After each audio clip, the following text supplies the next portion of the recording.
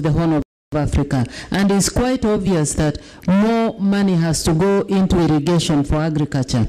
When we had the drought in 2008, government itself with the FAO and a few other well-wishers set up some areas in the northeastern Kenya which suffers from drought, and we did produce some food. However, for this to be sustainable, you have to actually be there to see what happens, because I remember going to visit these people in March to see how we could get food to them.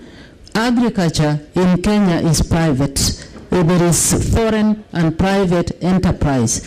And we went there to see how we can get food to them. Some had escaped to Uganda to follow the rain. Those who are still there got the food, had no water to cook the food, but when we got the water, there was no firewood. So they went ahead to destroy the environment. This is why I mentioned Dada versus challenge. We must also consider that the real serious famine area in Africa, the Horn of Africa, is also the neighborhood of the serious conflict for the over 20 years in Somalia. When we went to Rio in June of 20 years ago, this problem of Somalia had just started. It is still going on. So we in Kenya got the percentages we could get from the budget, but we've put that in irrigation, and the rest of the population will continue to farm in the way they do with the help from the state. So despite, I would like to say, despite our best efforts, we still have a food crisis and a food deficit because of the environment in which we live. And I did say UNEP lives there also. We have seen a lot of resources come as a response to an immediate crisis. And most of the people here in front, I think foreign affairs people, they are diplomats. The language there is that we deal with the urgent, not the important. Those of us in agriculture think we should deal with the importance of how to plan for the future. And the plan for the future includes getting infrastructure just to move around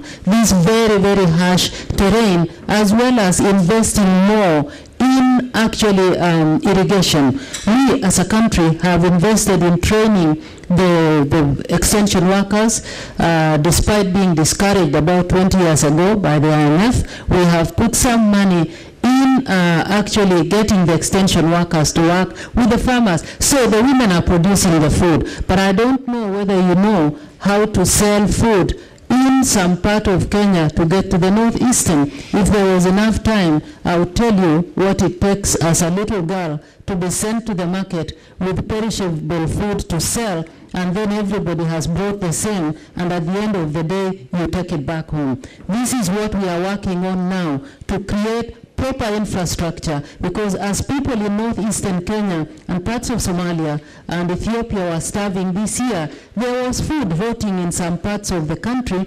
Potatoes were there, both Irish and sweet potatoes. Transportation and storage is still a major issue. So we need, apart from the fact that even the grains that normally get to these areas get destroyed when the rains suddenly come.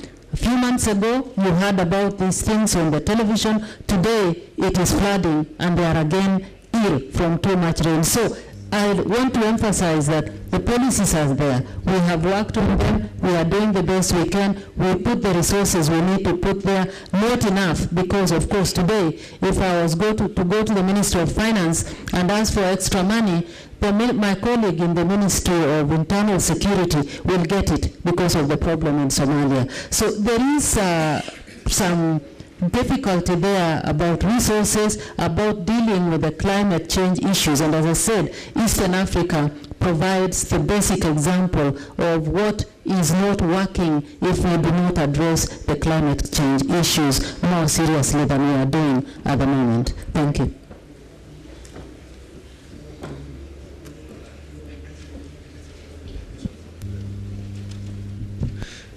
Mamadou Tangara, que peut faire un gouvernement, que doit faire un gouvernement pour à la fois améliorer l'organisation des organisations paysannes, renforcer les filières locales de production, protéger les marchés locaux, afin d'avoir un développement endogène de l'agriculture africaine. Comment vous voyez cela ?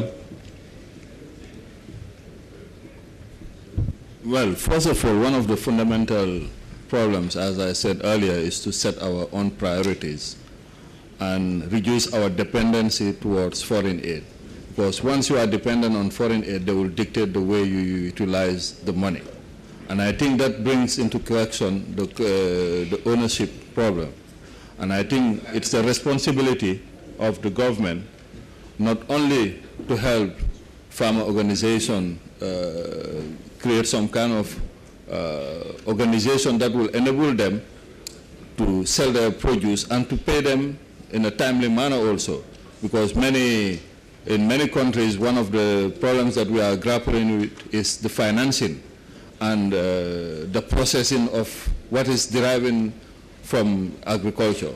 I think these are one of the fundamental questions that we have to address. And we are also challenged by the World Bank that is sometimes not ready to invest too much into agriculture. And that's why I say it's important for us to take the bull by the horns and not to rely on foreign aids, because they will always shift the goalpost. Once you think that you are there, they will move you to another position. So it's important for us to capacitize our farmers, build their capacity, and also create the enabling environment for them to derive maximum benefit from what they are producing.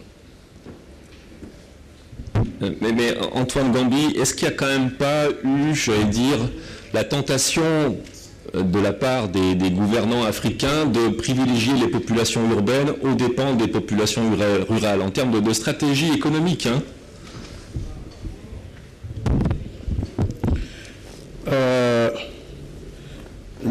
La question que vous me posez, je vais la transposer sur mon pays, la République centrafricaine. Comme je l'avais dit tantôt, l'économie centrafricaine repose largement sur le secteur agricole, qui emploie plus de 110% de la population active. C'est très important. Et dans la politique actuelle du gouvernement, cette politique est consacrée prioritairement au développement de l'agriculture, dans le document de stratégie de réduction de la pauvreté, qui est discuté de Bruxelles. C'est l'agriculture qui est prioritaire. Et comme je l'ai dit aussi tantôt, c'est en raison du vaste potentiel inexploité de l'abondance de la fluidité dans notre pays. Donc, je pense, normalement, vous l'avez dit, certainement dit ici, il s'agit d'une prise de conscience nationale. Nous sommes un pays où, si l'agriculture est développée, on ne peut pas importer de la nourriture. Chez nous, en République centrafricaine, ceci près, pour l'instant, vous importez en abondance du riz, notamment. On n'importe pas. On n'importe peut-être pas. Le problème qui se pose, c'est que c'est par rapport, le problème de la RCA, c'est par rapport à sa situation géographique. Vous savez que nous sommes au centre, nous sommes entourés des pays qui ont des problèmes. Le Darfour a des problèmes sur la sécurité en République centrafricaine. Que ce soit au Darfour, que ce soit au Soudan, en RDC, tous ces pays environnants qui ont des problèmes sécuritaires ont des retombées sur la République centrafricaine. Ce qui fait qu'effectivement, l'insécurité par les différentes rébellions, je crois que si je peux le rappeler à nouveau ici, comment voulez-vous un pays comme la RCA, comme j'ai dit au centre de l'Afrique, qui n'a pas de frontière avec l'Ouganda. Une rébellion ougandaise se trouve sur le territoire centrafricain, la LRA. Ils n'ont pas de frontière avec l'Ouganda. Et effectivement, cette rébellion sévit dans au moins 2 ou 3 préfectures de notre pays. Ce qui empêche les populations à vaquer à leurs occupations agricoles. Et ces populations sont déplacées intérieures et viennent gonfler les villes. C'est ça le problème, le fondamental de la République centrafricaine. À cause de sa position centrale, à cause de l'insécurité due aux problèmes que vivent les pays environnants, et que ces problèmes sont vécus, n'est-ce pas, des spectacles en République centrafricaine. Donc c'est ça. Et puis aussi, je tiens à le dire ici, c'est que par exemple notre pays, qui est suffisamment arrosé, pendant la saison sèche, les bergers du Nord descendent sur le territoire centrafricain pour faire paître leur troupeau de bétail dans les pâturages. Et ces bergers qui viennent avec, ils sont armés, ont des problèmes avec les agriculteurs, ce qui fait qu'il y a de l'insécurité dans notre pays à cause de ça. Quand on parle d'insécurité, c'est ça le problème. Cette insécurité ne provient pas des Centrafricains, mais malheureusement, des citoyens des pays environnants, des pays voisins, qui trouvent leur nid en République centrafricaine, et ce qui fait qu'on parle d'insécurité. Voilà le problème qui se pose, malheureusement, pour notre pays, la République centrafricaine. Merci, Monsieur le Ministre. Monsieur Diarra, un seul chiffre, on estime à 40% des récoltes africaines perdues, faute de stockage, faute de transport, avec un pourrissement par exemple du grain à terme. Donc cela montre bien l'importance des investissements en termes d'infrastructures. Qu'est-ce qu'il faudrait faire? Quels sont selon vous les projets prioritaires? Cela va finalement de l'entrepôt à la piste rurale. En quoi la communauté internationale peut accélérer ce genre de projet? Est-ce que les bailleurs répondent présents sur ce genre de projet? Les projets de réalisation d'infrastructures rurales, c'est des projets dont les retombées sont sur le long terme. Généralement, les investisseurs privés qui cherchent à réaliser des profits sur le court terme hésitent à s'investir dans ce secteur-là. Pourtant, l'Afrique recèle la plus grande superficie de terres arables non encore utilisées sur la planète. Et donc, le potentiel est formidable de faire des investissements majeurs dans le domaine de l'agriculture, et ça a commencé d'ailleurs, pour produire localement en Afrique et exporter vers d'autres destinations. Pour l'instant, au point où nous en sommes, il est indispensable que l'État intervienne dans les secteurs qui ne génèrent pas de profits immédiats, pour en même temps désenclaver les zones rurales qui occupent 70% de la population et, comme vous l'avez dit, qui génèrent 30% du PIB national. L'avantage, c'est justement de prévenir le genre de résultats que vous avez évoqué, notamment le pourrissement des denrées alimentaires.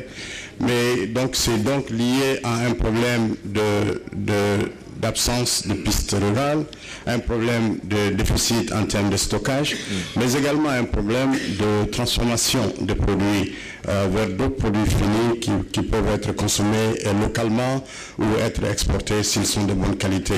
Donc, quand on parle d'investissement dans l'agriculture, cela comporte tous ces éléments-là, mais je pense que l'effort doit être fait au niveau national pour donner une priorité à cet investissement agricole dans la zone rurale. Et l'investissement dans l'irrigation est également un élément particulièrement important pour accroître la productivité agricole. Les États africains se sont engagés à accroître la productivité agricole de 6% par an. Pour l'instant, l'objectif est difficile à réaliser, mais je peux vous dire que 26 pays africains se sont engagés, de par le cadre stratégique agricole développé sur le continent, d'allouer les ressources qu'il faut, les 10% de leur budget qu'il faut, les fameux 10% de dépenses publiques à l'investissement agricole. Et j'espère que cela va aider à alléger les déficits qui existent en termes d'infrastructures agricoles. Que pensez-vous des investissements privés dans l'agro-industrie qui se font parfois aux dépens de la paysannerie familiale et traditionnelle? Et autre question, quel regard portez-vous sur ce qu'on appelle l'accaparement des terres? 30 millions d'hectares, je crois, ont été alloués, loués, donnés, prêtés, bref, à des investisseurs privés sur le continent ces dernières années. Est-ce que pour vous, c'est un levier au développement de l'agriculture? L'investissement dans l'agro-industrie, je suis favorable à cela, parce que ça permet d'apporter une plus-value à la production locale et au plan local. Ça génère des emplois au niveau local, ça crée des richesses et une source de revenus pour l'État, et en même temps ça crée un marché potentiel pour l'exportation des produits des pays africains vers d'autres destinations, à condition qu'ils soient conformes aux standards et normes internationaux. Maintenant, pour les investissements, les grands investissements dans le domaine agricole en provenance de l'extérieur, je suis favorable à cela. Et les Nations Unies n'ont rien contre les investissements. À la seule condition, c'est que ces investissements ne soient pas la cause d'expropriation des terres pour les petits fermiers, et que ces investissements n'aillent pas à l'encontre du principe du droit à l'alimentation, et que ces investissements ne soient pas de nature à simplement importer des investissements sans importer le savoir-faire et les technologies. Donc des investissements qui s'accompagnent d'un transfert de savoir-faire et qui se conforment au code de conduite développé par la FAO, la CNUSED et la Banque mondiale conjointement. Nous sommes favorables à ce genre d'investissement parce que nous estimons que c'est de nature non seulement à développer le marché local, à produire suffisamment pour en consommer localement et en exporter l'excédent, mais aussi à créer des richesses pour l'État. Et à faire effet de levier sur l'économie nationale. Absolument, absolument. Madame le ministre, est-ce que les investissements agro-industriels n'ont pas tendance à privilégier les filières d'exportation, avec des ressources en devises à la clé pour les États, aux dépens des filières locales de production alimentaire ?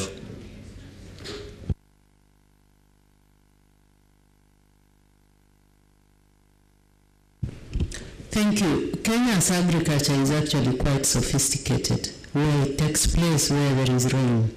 The food production, which remains largely with the Kenyans, is in mainly in small sector.